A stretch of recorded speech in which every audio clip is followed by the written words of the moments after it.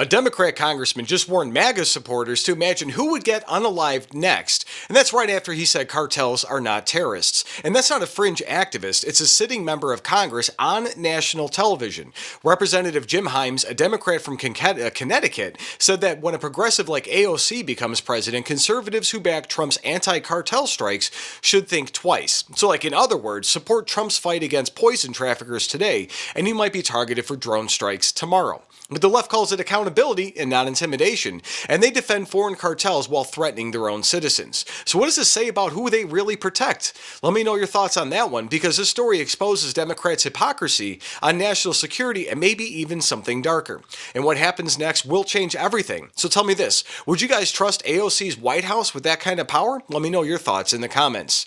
So my name is Tom, I'm with the Daily Beltway, and I'm also White House correspondent for the Next News Network. And we're covering the story because it's not just political theater, it's a warning.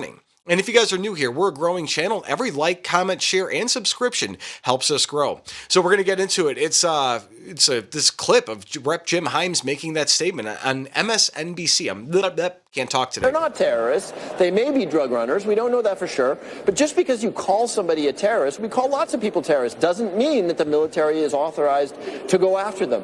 And if no other reason, and look, I talk to an awful lot of people who, despite the fact that this is illegal, are comfortable with lethal action against purported, maybe, cartel members. You know, where does it stop? Do we now start executing drug dealers on the corners of Brooklyn? Where does it stop if all of a sudden the government, without telling anybody anything, can take this kind of lethal action just because they've decided that they've got the right to do so? If Lindsey Graham and other Republicans want to go the route of saying it's okay to kill people illegally, just so long as the American public supports it, the American public needs to really think that through. You know, there will be a Democratic president someday, and all my MAGA friends who are, cheering on these illegal killings need to imagine who gets killed when President Alexandria Ocasio-Cortez says that it doesn't matter what the law says. She's going to do what she's going. I don't know, Jim. Why don't you tell us who are you guys going to go after? Conservatives?